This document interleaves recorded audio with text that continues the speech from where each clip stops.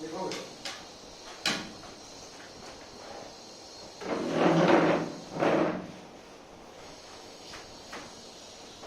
कल आप topic Young's modulus, bulk modulus, modulus of rigidity और ये भी दसिया सीगा कि अगर स्ट्रेस स्ट्रेन ग्राफ गिवन है तो जिन्ना पोर्शन स्ट्रेस स्ट्रेन ग्राफ का स्ट्रेट लाइन है तो वो स्लोप की दसेगी कोफिशिएंट ऑफ इलास्टिसिटी और जिदी स्लोप ज्यादा होएगी कोफिशिएंट ऑफ इलास्टिसिटी ज्यादा होएगा मोर इलास्टिक मटेरियल। आज एक टर्म अभी लिखो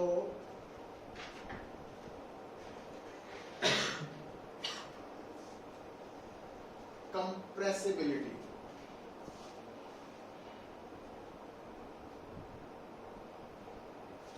कंप्रेसिबिलिटी ਨੂੰ ਅਸੀਂ डिफाइन करते हैं reciprocal of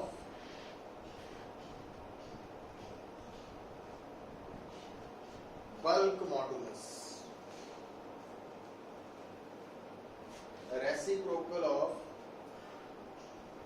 bulk modulus.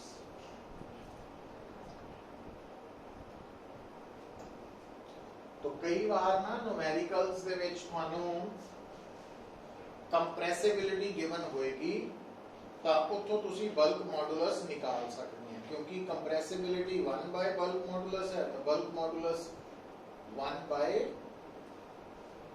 Compressibility हो जाएगी। ठीक है और एसआई यूनिट स्केलर क्वांटिटी है और एसआई यूनिट इधर की होएगा बल्क मॉडुलस दा सी न्यूटन पर। इधर देखियो आप बल्क मॉडुलस दा सी एसआई यूनिट और उल्ट हो जाना इन्हां दी पावर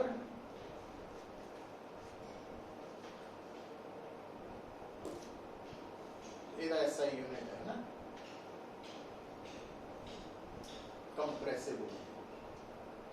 तो जितनी ज्यादा कंप्रेसिबिलिटी होएगी बल्क मॉडुलस उतना घट होएगा उल्टा है काम। नेक्स्ट लिखो heading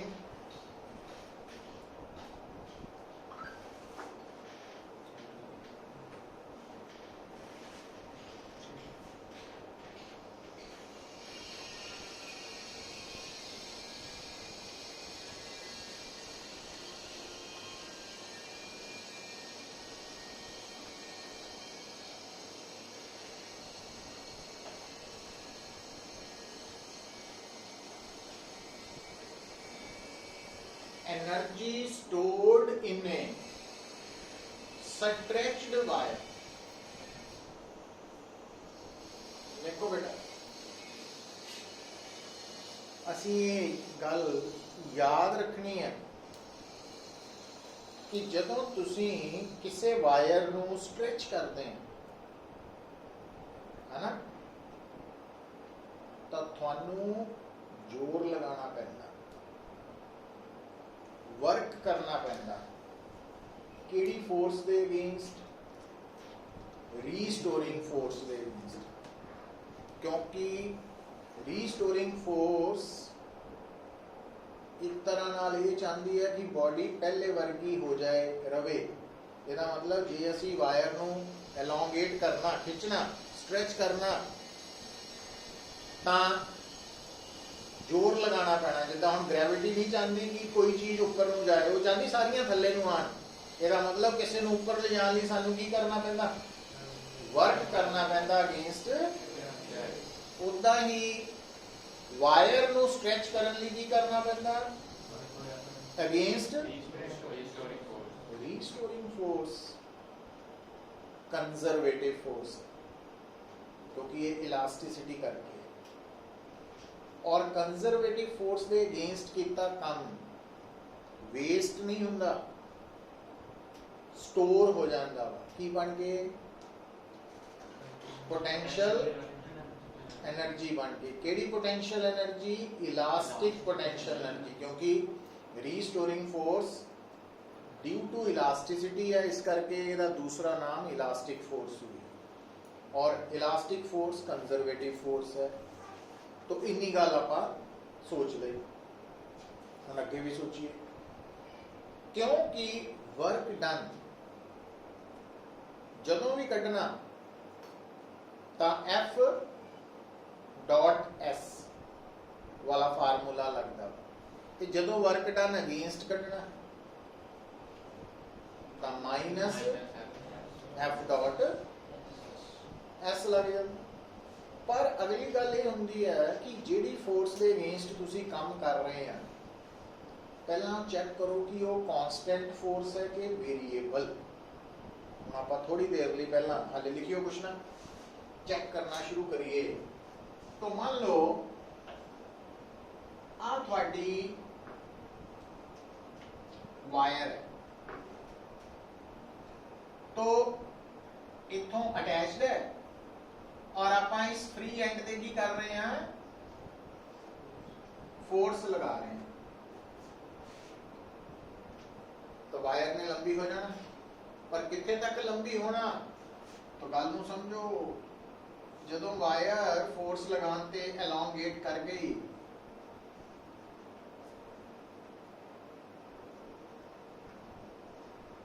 change in length of wire, जबकि आ क्या है,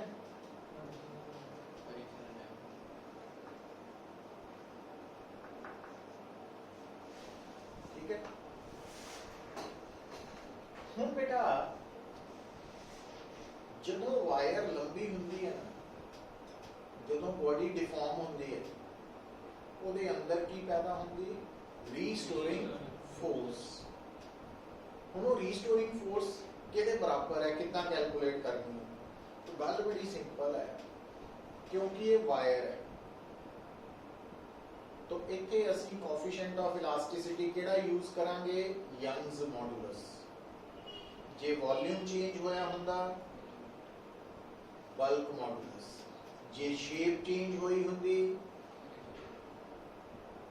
मॉडुलस ऑफ रिजिडिटी। पढ़िया भी करो, ठीक है। हाँ जी सर, तो कथा सुनना है ना भाई, जिदा भगत नहीं भी अज जाना 4 तो 5 मंदिर जरूर जाना, दो ही हिसाब है भी जाना ही है बस। तो हुण देखो, हुण सोचना मतलब कितना होंदा भी हेडिंग आ गया, energy stored in A stretched wire, कि वायर च एनर्जी कित्थों आनी है। तो सोचना कितना भी जे वायर नू स्ट्रेच करांगे तो वर्क करना पैना अगेंस्ट रीस्टोरिंग फोर्स, तो उत्थे इलास्टिक पोटेंशियल एनर्जी है। पर जिहड़ी रीस्टोरिंग फोर्स है वो उदों पैदा होनी जदों बॉडी डिफॉर्म हो गई। जदों बॉडी डिफॉर्म हुई तो आप वायर नू डिफॉर्म करता, लंबी करता। कितनी लेंथ है, ओरिजिनल लेंथ कितनी है, कैपिटल है। हुण अगर तुहानू कोई कहे इस वायर नू देख के normal stress कढो,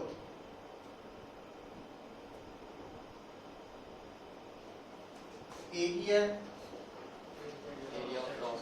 area of cross section है वायर का। और जिहड़ी असी फोर्स लगाई है जिहदे करके वायर लंबी हुई है, वो फोर्स क्रॉस सेक्शन के परपेंडिकुलर है, इस करके स्ट्रेस नॉर्मल स्ट्रेस होगी। अच्छा, longitudinal strain, change in length over original length, Young's modulus,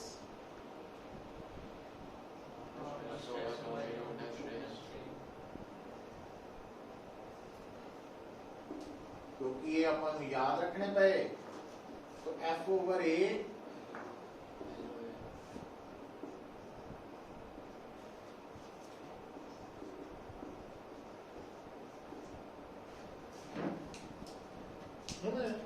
नाल ही याद आना चाहिए कि वैसे actual definition of normal stress या स्ट्रेस की होंदी है फोर्स पर यूनिट एरिया, नहीं restoring force per unit area, है ना। हुण तुसीं कहोगे कि F तां एक्सटर्नल फोर्स है, डिफॉर्मिंग फोर्स, पर डिफॉर्मिंग फोर्स किहदे बराबर होंदी, रीस्टोरिंग के इक्वल बट ऑपोजिट। तो इस करके इत्थे F की है रीस्टोरिंग फोर्स। हुण मजेदार गल देखो, फार्मूला सब दसी जाते हैं। Y की है यंग्स मॉडुलस केदा वायर का। तो किसी भी मटीरियल का यंग्स मॉडुलस मटीरियल ਲਈ फिक्स है। तो इसका मतलब गिवन वायर का Y तो चेंज नहीं होना। जिहड़ी वायर एक बार कंसीडर कर ली उसकी ओरिजिनल लेंथ भी फिक्स है, उसकी thickness area of cross section भी फिक्स है। पर जिन्नी ज़्यादा वायर नूं पुल करांगे तो चेंज इन लेंथ उन्नी, तो रीस्टोरिंग फोर्स भी उन्नी। इसका मतलब रीस्टोरिंग फोर्स की है हाँ वेरिएबल फोर्स है ना। तो मतलब इत्थों पता लगा, इन्हें दसिया भी energy stored in stacked wire they case च जेड़ा आपां एनर्जी दा कंसैप्ट कढना वर्क डन अगेंस्ट तो आना, तो वो तो थोड़ी वेरिएबल फोर्स है। तो वेरिएबल फोर्स च फिर वर्क डन कितना कढीदा आपां, पहला स्मॉल वर्क डन कढना कितना। तो आ देखियो एक तक पहुंचो पहला फटाफट।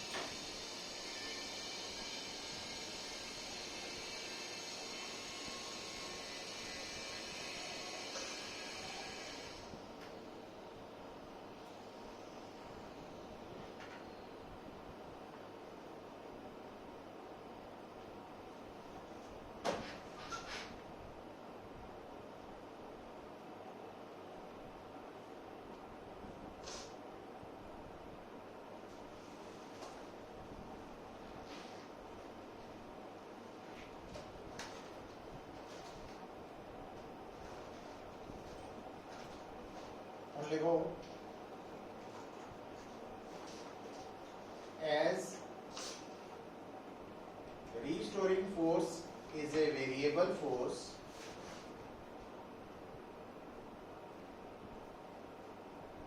therefore work done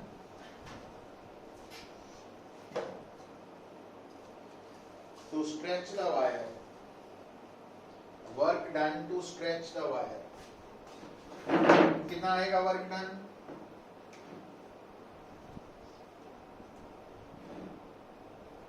आंसर सुनी जाएगा माइनस माइनस क्यों against F dot D L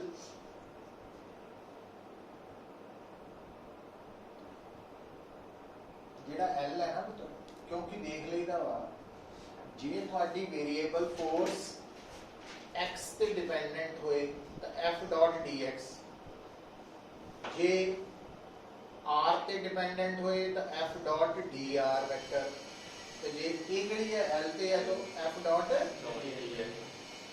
और लिमिट्स की लेनी है वा कि ਜਦੋਂ ਵਾਇਰ ਐਕਸਟੈਂਡਡ ਨਹੀਂ ਸੀ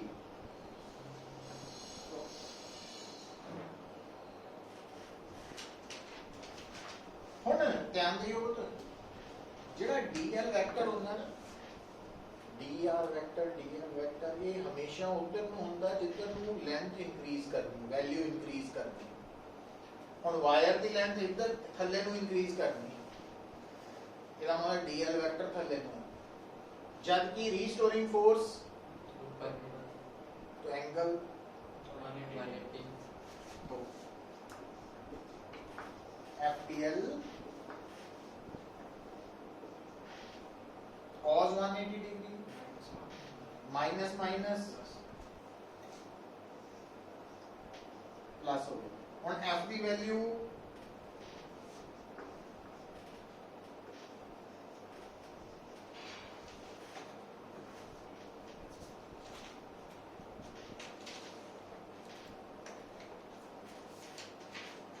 ठीक है वैल्यू पुट करती एफ दी इक्वेशन 1 तो ते अच्छा हुन y a l ये तीनों कांस्टेंट्स है इन्हां नु कड्डो बाहर तो वर्क डन आ जाना y a l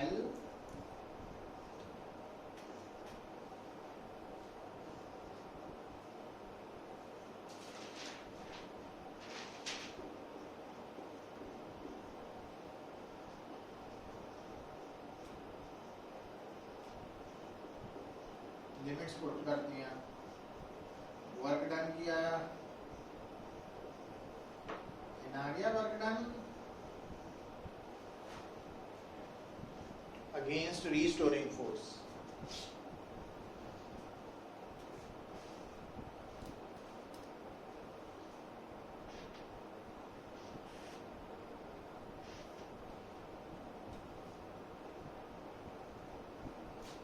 ये डेरिवेशन इंपॉर्टेंट है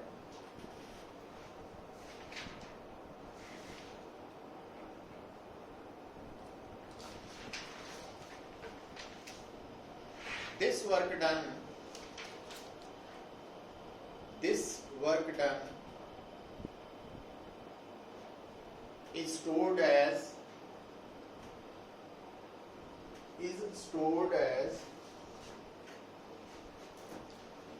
किसके बराबर इलास्टिक पोटेंशियल एनर्जी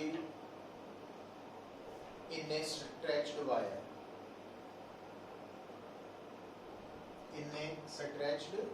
वायर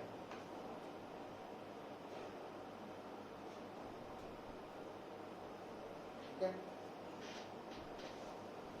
और देखो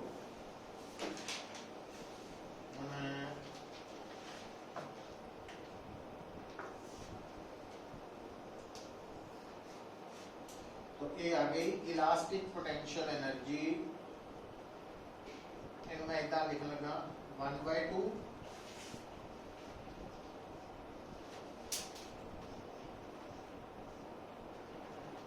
ये L स्क्वायर है ना मैं 2L लिख दे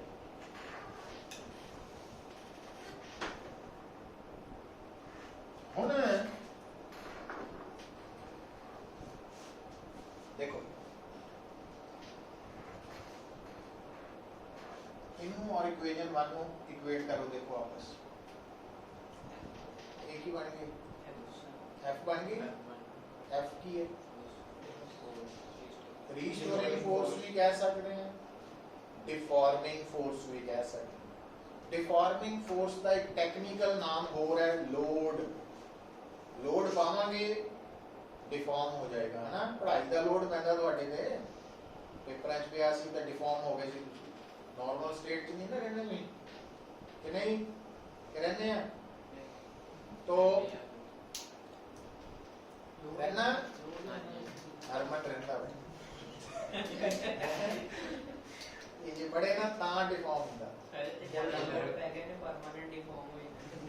चलो शाबाश हुन देखो इधर हाफ क्या की बन गया लोड नीचे लिख लो नोट करके deforming force the is also known as load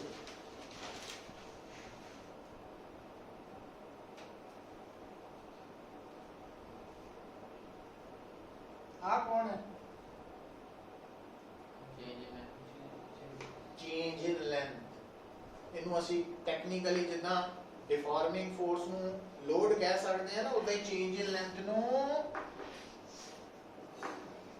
extension भी कह सकते, ठीक है। अच्छा हुन बेटा हुन ਇਹਦੇ अंडर ही सब हेडिंग की लिखना तुसी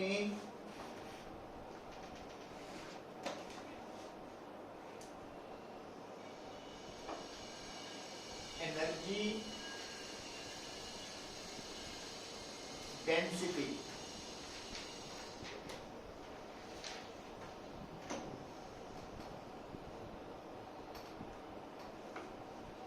इलास्टिक एनर्जी डेंसिटी,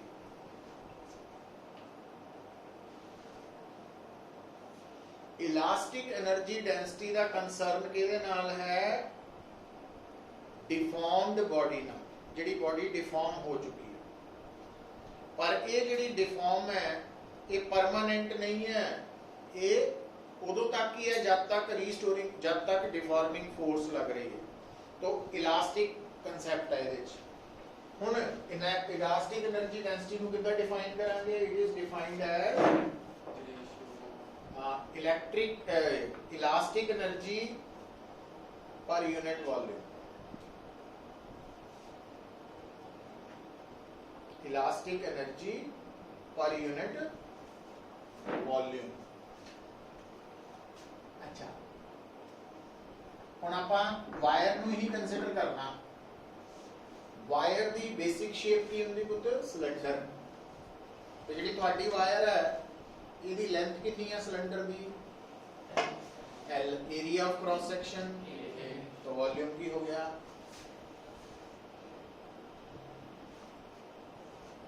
वायर का वॉल्यूम की है, सिलेंडर का वॉल्यूम की होता? Area of cross section into length या हाइट। थोड़ी वायर की हाइट कितनी? Area of cross section. जबकि इलास्टिक एनर्जी कितनी है? Half into extension. थोड़ा यहाँ ध्यान दियो, लोड का दूसरा नाम की है deforming force over area, stress.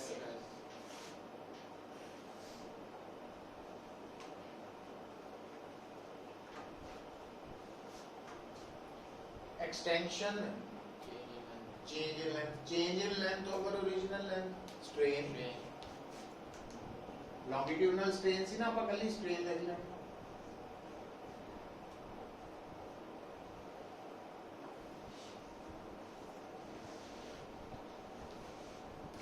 तो किसी भी डिफॉर्म्ड बॉडी के केस च जिहड़ी इलास्टिक एनर्जी डेंसिटी है उन्होंने कट्टन का बेसिक फार्मूला की है?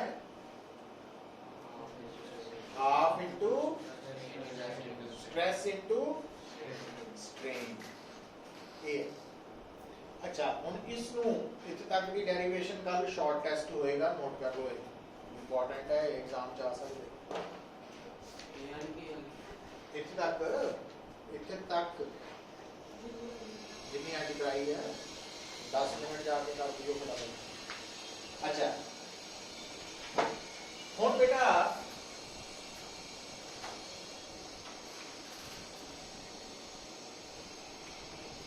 देखो, हुन ये सारा कुछ असी वायर नूं मन के कीता।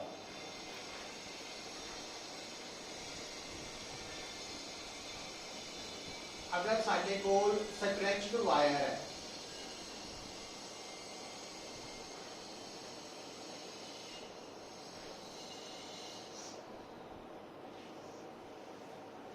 एनर्जी डेंसिटी नूं आपां थोड़ा मॉडिफाई करके लिख सकते हैं। स्ट्रेस की जगह नॉर्मल स्ट्रेस, स्ट्रेन की जगह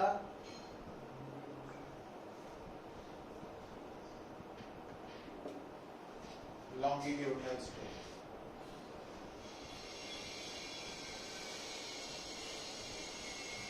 ठीक है। अच्छा पर सानू तो पता यंग्स मॉडुलस हुंदा नॉर्मल स्ट्रेस ओवर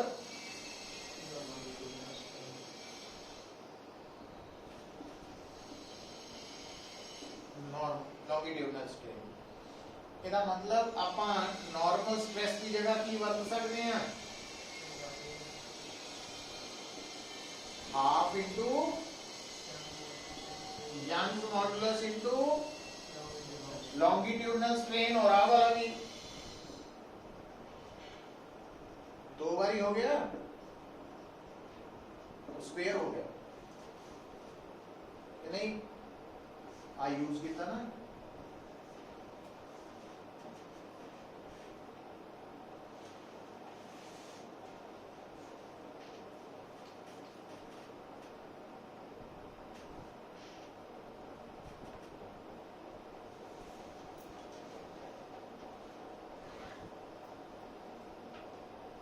अच्छा और जिदा अपन इथे नॉर्मल स्ट्रेस नु हटा के y इनटू लॉन्गिट्यूडनल स्ट्रेन लिखया तो आप इथे लॉन्गिट्यूडनल स्ट्रेन भी तो हटा ही सकते सी की लिखेंगे हां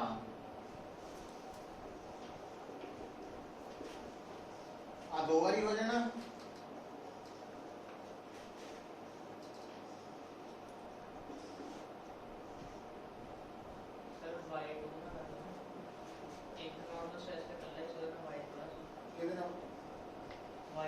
y कर लेंगे वो तुझे मर्जी लिखो तू ना y लिख लो या ना लिख लो स्क्वायर कर लिया है ब्रैकेट ऊपर ही खत्म हो गई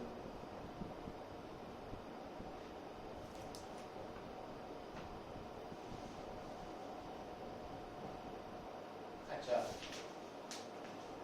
और मान लो गल पकड़ना बनना पा कि जिदा मान लो स्ट्रेच्ड वायर की जगह कंप्रेस्ड बॉल है ना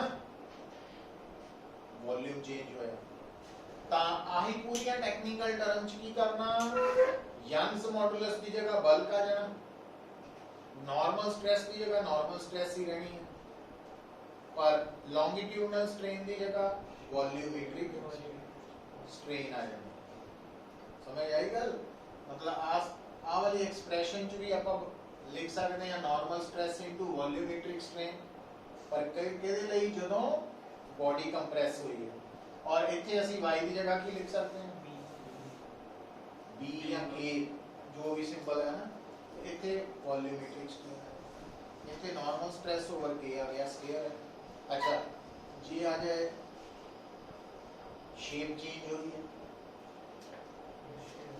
फिर नॉर्मल स्ट्रेस की जगह टेंजेंशियल स्ट्रेस ते शीयरिंग स्ट्रेन और इथे y की जगह मॉडुलस ऑफ रिजिडिटी थीटा और इथे शीयरिंग स्ट्रेन इथे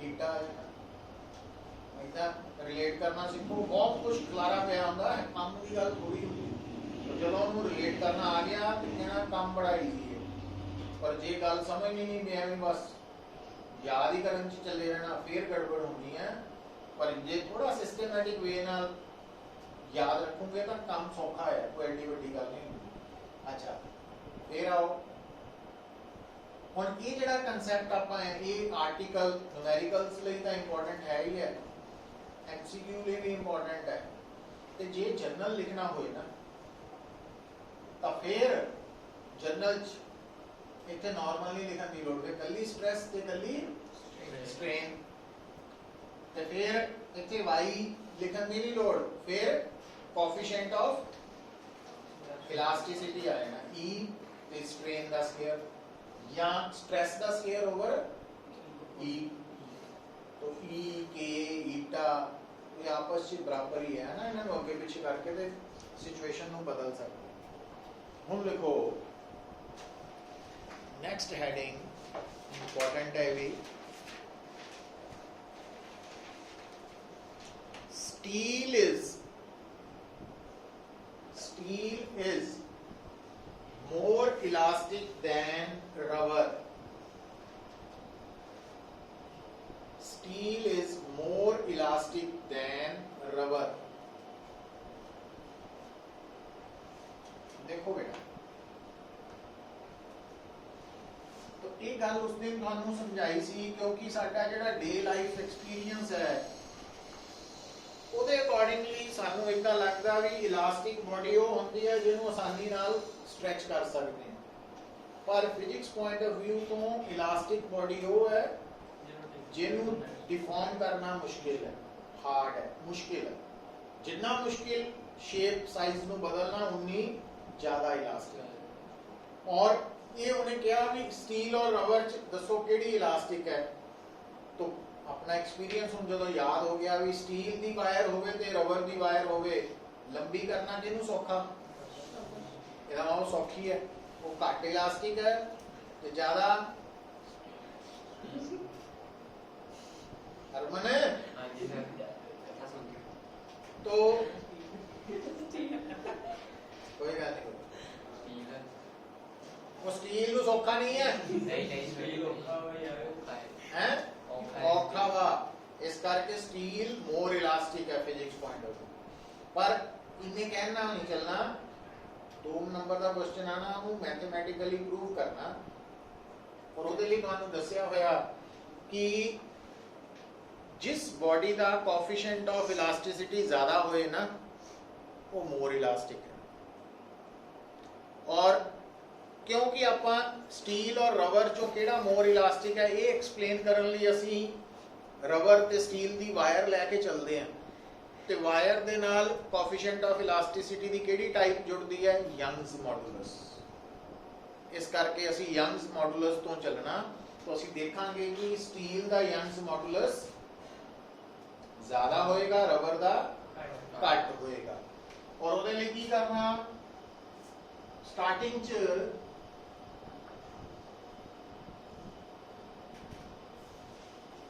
ਆ ਦੋ ਦੇਖਣ ਨੂੰ ਇੱਕੋ ਜਿਹੀਆਂ ਲੰਬੀਆਂ ਥਿਕ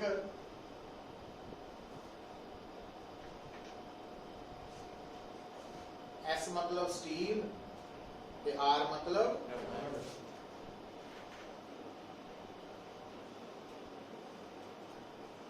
ਇੱਕ ਤਾਰ ਰਬਰ ਦੀ, ਇੱਕ ਤਾਰ ਸਟੀਲ ਦੀ, ਦੋਨਾਂ ਦੀ ओरिजिनल ਲੈਂਥ ਬਰਾਬਰ ਹੈ, ਦੋਨਾਂ ਦੀ ਏਰੀਆ ਆਫ ਕ੍ਰਾਸ ਸੈਕਸ਼ਨ ਵੀ ਬਰਾਬਰ ਹੈ, ਇੱਕੋ ਜਿਹੀ ਮੋਟਾਈ ਹੈ, ਉਹ ਟੰਗ ਦੀਆਂ।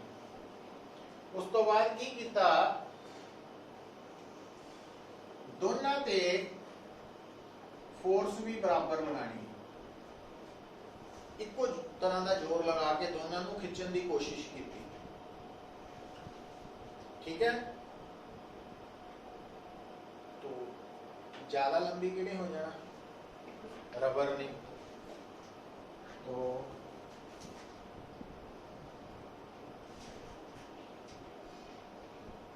इन्हों आपां और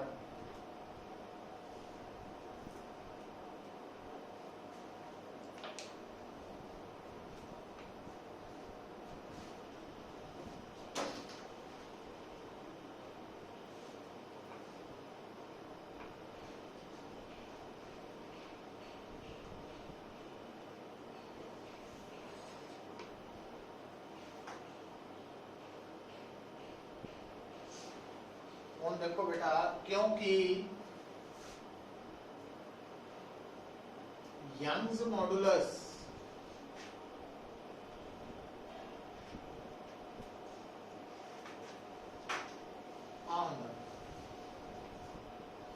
normal stress over longitudinal strain, तो आ फार्मूला बनता है। इस करके फॉर स्टील एक for rubber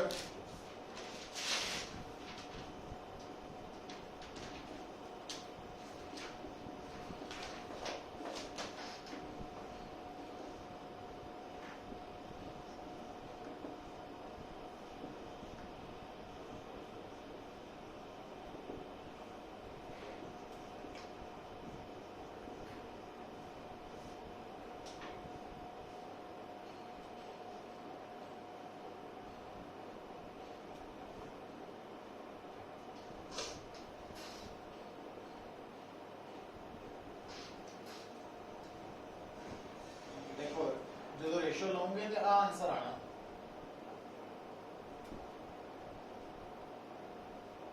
सीधा लिखता ना, क्योंकि एफ दोनों लिए सेम है, ए भी दोनों लिए सेम, ओरिजिनल लेंथ भी सेम, वो कट्टे जाने रेशो तो इतना बन जाना।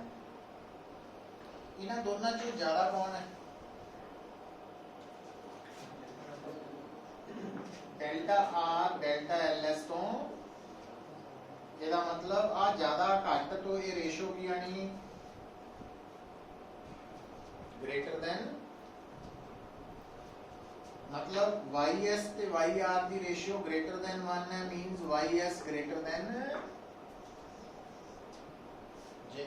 यंग्स मॉडुलस किहदा ज्यादा आया तो मोर elastic steel.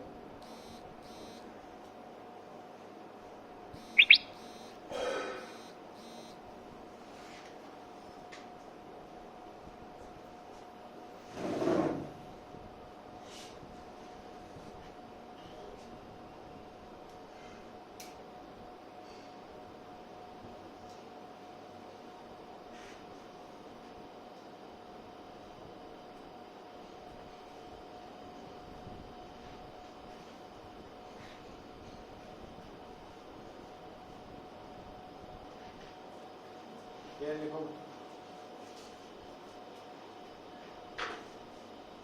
so important topic है, 2 marks like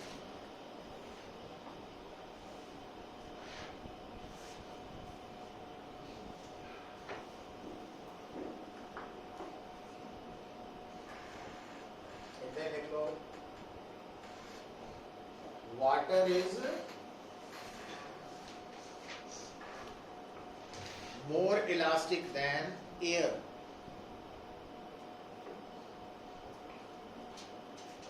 ये आ जाए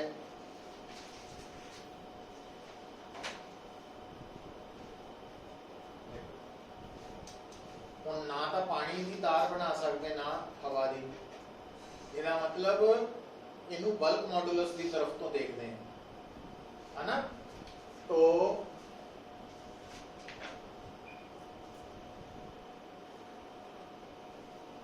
वाटर है,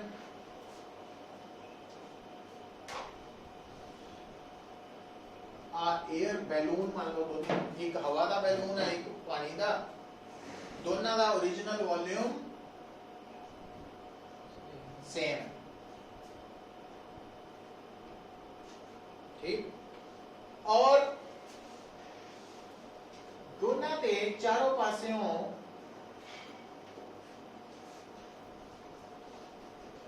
सेम फोर्स लगाई,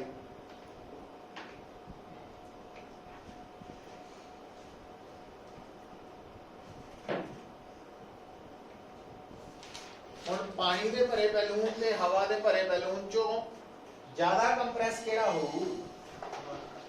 हवा वाला, है ना। तो आप एयर है,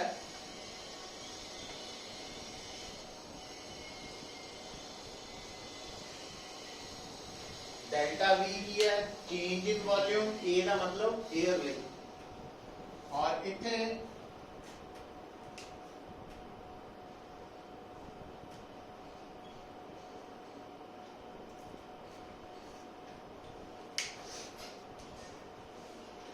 डेल्टा वी डब्ल्यू का की मतलब है change in volume of water compress करते। अच्छा हुण मान लो जब आप कल किया सी bulk modulus,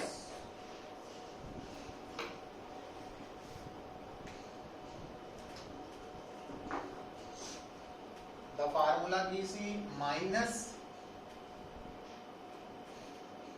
normal stress over आई सी, आप चेंज इन प्रेशर भी लिख सकते हैं, दोनों तरह ना कर सकते हैं, कोई गलत नहीं।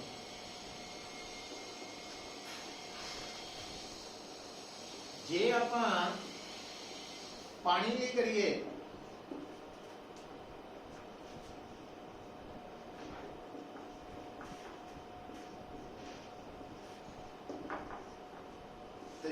करना एयरली करिए।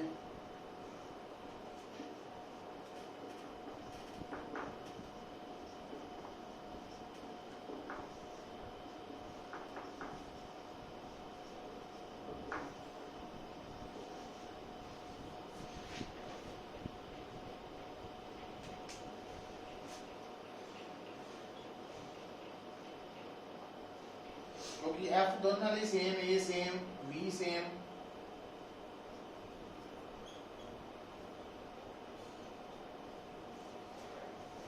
अब आगे रेशो उल्ट हो जानी ना, क्योंकि V W inversely proportional to delta V W है ना, इस करके थले उल्ट रहने दोनों। अच्छा हुन क्योंकि delta V A delta V W तो ग्रेटर है,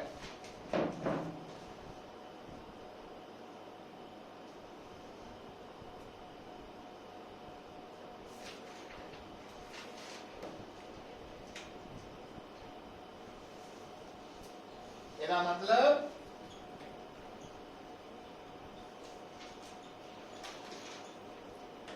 बल्क मॉडुलस किहदा ज्यादा, पानी का जिहदा ज्यादा हो मोर इलास्टिक।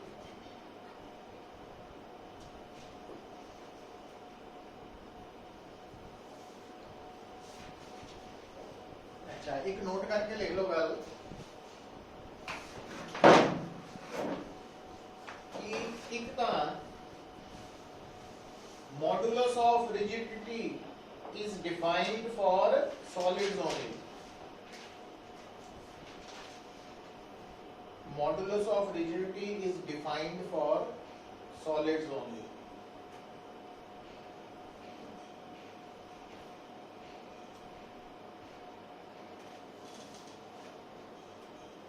दूसरा नोट करके लिखो, coefficient of elasticity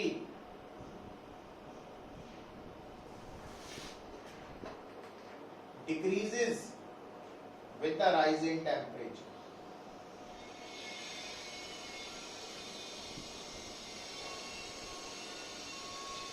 इसका मीनिंग समझ आया कि राइजिंग टेम्परेचर के नाल कोएफिशिएंट ऑफ इलास्टिसिटी की वैल्यू घटदी है, मतलब टेम्परेचर के वधन के नाल बॉडी घट इलास्टिक हो जाती है ना। लो टेम्परेचर पे ज्यादा इलास्टिक होती, जितना जितना टेम्परेचर बढ़ेगा घट इलास्टिक होगी। ये रिजल्ट्स ही याद रखने हैं, एमसीक्यू च भी आ सकते हैं, कंसेप्चुअल च भी पूछा जा सकता है। तो लास्ट लिखो, last in the sense elasticity वाले टॉपिक का जिहदा टेस्ट ट्यूसडे होना है ना, तो कल और परसों न्यूमेरिकल्स कर लांगे ना। देखो इलास्टोमर्स, हाँ लास्ट टॉपिक है इलास्टोमर्स।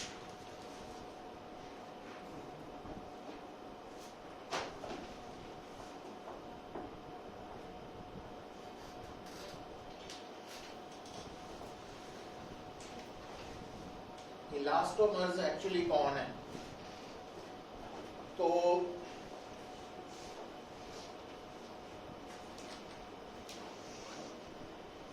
अगर थानू एक रबर बैंड प्रोवाइड करवाया जाए, दिता जाए, तो थानू कहा जाए कि रबर बैंड की लंबाई हैगी है सपोज 5 सेंटीमीटर, इनू स्ट्रैच करो तो आप 5, 10, 20, 30, 25 सेंटीमीटर तक बढ़ा सकते हैं, तो खिंच सकते हैं, लंबा कर सकते हैं बिना तोड़े। रबर काफ़ी लंबी हो जाती है, मतलब वो अपने नॉर्मल साइज तो 7-8 गुना लंबी हो सकती है। तो जेडे मटीरियल्स नू असी उन्हां दी ओरिजिनल लेंथ नालों 7-8 टाइम्स स्ट्रैच कर सकते हैं ना, उन्हां नू इलास्टोमर्स कहते हैं। मतलब रबर कादी एग्जांपल है इलास्टोमर्स की। तो देखो those materials which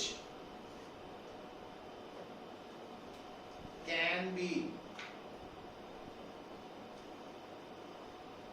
stretched up to 6 to 7 times their original lengths are called elastomers.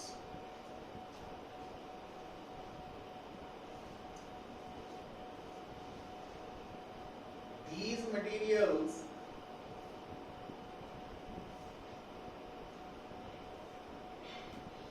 do not obey Hooke's law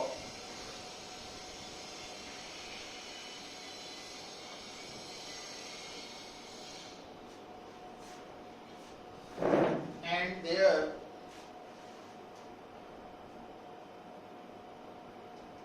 stress strain curve is shown in figure.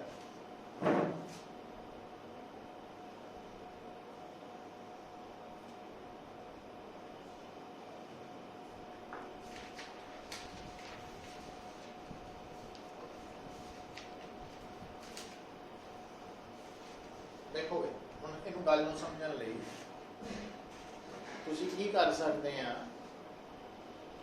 ਇੱਕ ਰਬਰ ਸਟ੍ਰਿਪ ਲੈ ਲਈ, rubber wire ਕਹਿ ਲੋ, ਉਸ ਤਾਰ rubber wire ਨੂੰ ਲਟਕਾਤਾ ਤਾਂ ਉਹਦਾ ਇੱਕ ਐਂਡ ਉੱਪਰ ਬੰਨਤਾ, ਜਿਹੜਾ ਨੀਚੇ ਫ੍ਰੀ ਐਂਡ ਹੈ ਨਾ ਉਹਦੇ ਨਾਲ ਪਹਿਲਾਂ ਕੋਈ ਚੀਜ਼ ਨਹੀਂ ਲਟਕਾਈ,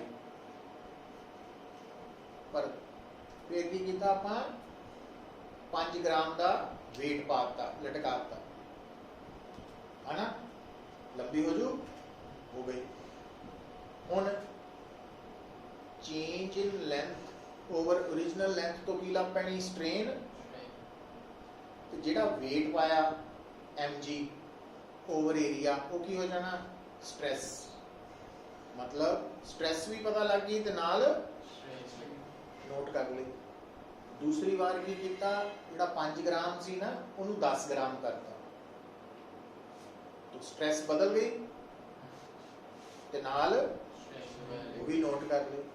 15 ਗ੍ਰਾਮ ਕਰਤਾ, 20 ਗ੍ਰਾਮ ਕਰਤਾ, 25 ਗ੍ਰਾਮ ਕਰਤਾ, 100 ਗ੍ਰਾਮ ਕਰਤਾ, तो क्योंकि हुण भार वधा रहे हैं, मतलब लोडिंग हो रही है, लोडिंग, तां ਇਹਦੇ ਚ ਅਸੀਂ ਕੀ ਨੋਟ ਕੀਤਾ, ਇੱਕ ਪਾਸੇ ਸਟ੍ਰੈਸ ਔਰ ਉਹਦੇ ਕੋਰਸਪੋਂਡਿੰਗ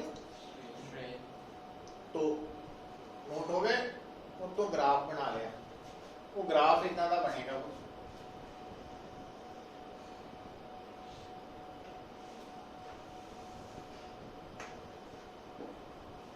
ठीक है। दोबारा सुनिए, हुण पहला 5 ग्राम 10 20 25 100 तक पहुंच गए, इत्थे आपां लोडिंग हो रही है। हुण अगली बारी पता की कीता, 100 95 90 80 70 60, मतलब हुण भार घटा रहे हैं स्टैप बाय स्टैप, इको दम नहीं। तो जो भार घटा रहे हैं तां फिर दोबारा असीं स्ट्रैस दे नाल की नोट कर रहे हैं, स्ट्रेन। कोई क्लॉक टेबल बन गया, ठीक है। तो हुण जदों भार घटाया जा रहा उन्होंने कहने अनलोडिंग, अनलोड कर रहे हैं, और उदों जो स्ट्रेस स्ट्रेन ग्राफ बनेगा वो इस शेप च आएगा। तो आप जो भार घटा रहे हैं तो स्ट्रेन घटेगी और ये अनलोडिंग है। हैरानी वाली गल की हुई है कि असी उम्मीद करते सीगे कि जदों असी अनलोडिंग करांगे तो जिहड़ा अनलोडिंग वाला ग्राफ है वो लोडिंग वाले ग्राफ के ऊपर ही आ जाएगा, मतलब वही लाइन होएगी, डायरेक्शन उल्ट हो जानी, पर ये तो रास्ता ही बिल्कुल अलग हो गया है ना। तो ये इलास्टोमर्स का ग्राफ है।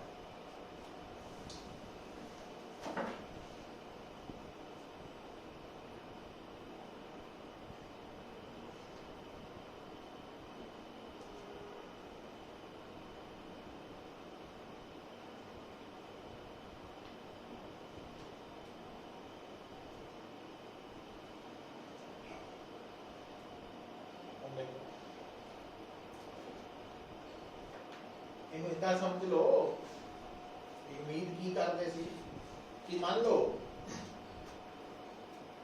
ਵੀ ਇੱਕ ਆਦਮੀ ਹੈ, बड़ा अमीर है, कल्ला ही है दुनिया च, है ना, मतलब अपनी ओदी फैमिली नहीं है, बाकी रिश्तेदार है अलग अलग शहरों च, ते वो सोचिया उन्हें भी हुण कल्ला वहां भी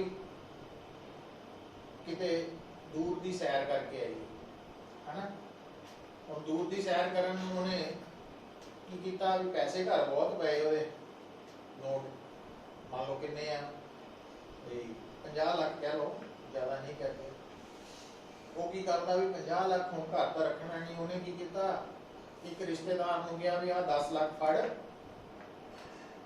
इनू जो मैं आऊँगा ले लांगे, है ना, तो 10 उन्होंने दिता, एक 10 होर किसी नूं फड़ा गया, 10 होर नूं, एक 5 रिश्तेदारां दे घर 10-10 लाख दे गया, जो घूम के आन लगा आया तो उन्होंने उम्मीद है भी 10 दे गया 10 ही मिलू, पर रिश्तेदार ने 9 ही दिता, वो कहता लाख रुपया साडा जोर लग गया, इनू सेफ करते नूं सिक्योरिटी रखनी पई, सानू आ करना पिया, तो लाख रुपया कटौती, मतलब वापसी वेले उन्ने नहीं मिले जिन्ने एक्सपेक्टेड सी, तो इनू इदां ही होया वा रबर नूं भी, जिहड़ा लोडिंग वाला रूट है वो अलग है ते अनलोडिंग वाला अलग है, अनलोडिंग च उन्नी एनर्जी नहीं है जिन्नी लोडिंग च, है ना, असी खर्च की स्टोर की, वापसी वेले उन्नी नहीं मिली, तो इस कर्व नूं कहने हैं, लिखो this curve is known as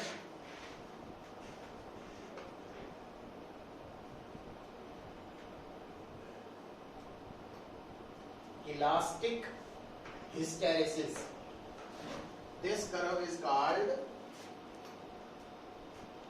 elastic hysteresis,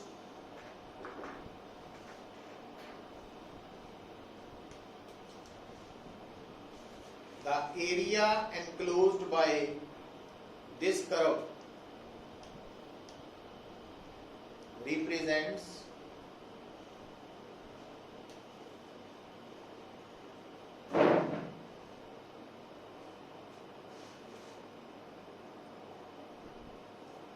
dissipation of energy, dissipation of energy, DISSI, dissipation of energy in the form of heat, dissipation of energy, DISSIPATION, dissipation of energy in form of heat per unit volume.